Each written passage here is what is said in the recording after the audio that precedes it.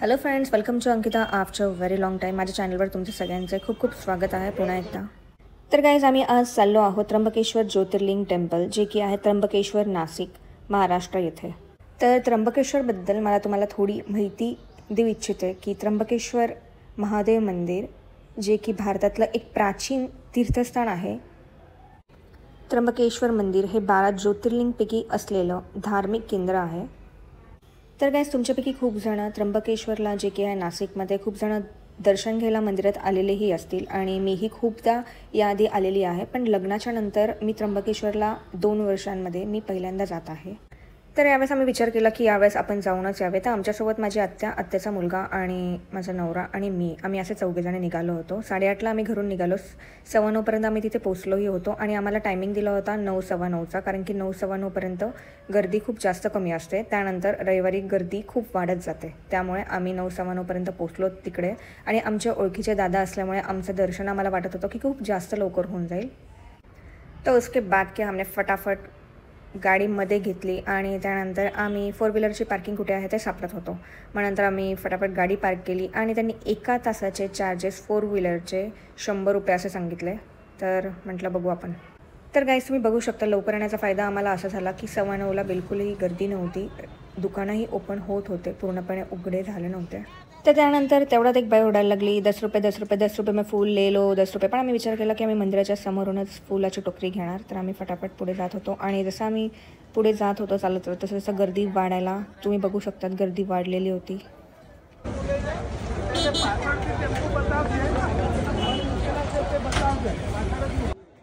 तर गाईज, त्यानंतर फटाफट आम्ही फुले घेतले. फुले त्या दादाने आम्हाला ₹50मध्ये दिले आणि फर्स्ट गेटने आम्ही मध्ये एंट्री केली. तर आम्हाला डायरेक्ट फर्स्ट गेटने आत एंट्री भेटली होती. आम्हाला लाईनमध्ये राहायची गरज नाही पडली, कारण की आमचे दादा ते ओळखीचे असल्यामुळे त्यांनी आम्हाला डायरेक्ट आत एंट्री दिली. साधारणपणे दर्शनाला जे पण कोणी येतं त्यांना 3 ते 4 तास लागतातच आणि रविवारी तर अतिशय जास्त गर्दी असते. पण ओळख असल्यामुळे आम्हाला फक्त ओळखीचा फायदा झाला. तर साधारणपणे 5 ते 10 मिनटात आमच्या सगळ्यांचे खूप चांगल्या प्रकारे दर्शन झाले देवाचे आणि खूप जास्त चांगले वाटले, प्रसन्न वाटले मंदिरात. त्यानंतर आम्ही बाहेर आलो.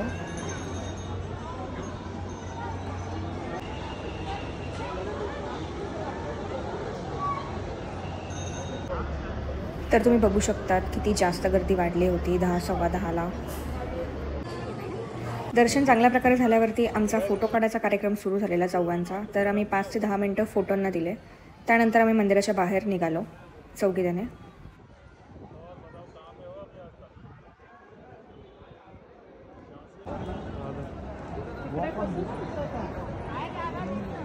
तर काय, जसं आम्ही मंदिरातून बाहेर येतो तर एक छोटू खूप फोर्स करत होता की गंध लावून घ्या, गंध लावून घ्या म्हणून. तर आम्ही तिघांनी गंध लावून घेतले आणि त्यांनी खूप छान प्रकारे आम्हाला कपाळावरती गंध लावून दिले.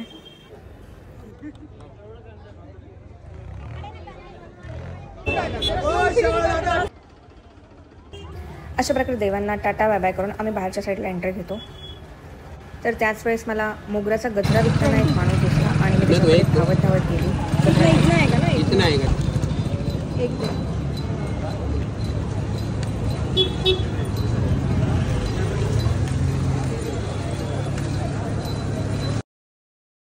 सो गाईज, आपण लवकरच भेटूया माझ्या नेक्स्ट व्लॉगमध्ये. तोपर्यंत टाटा बाय बाय.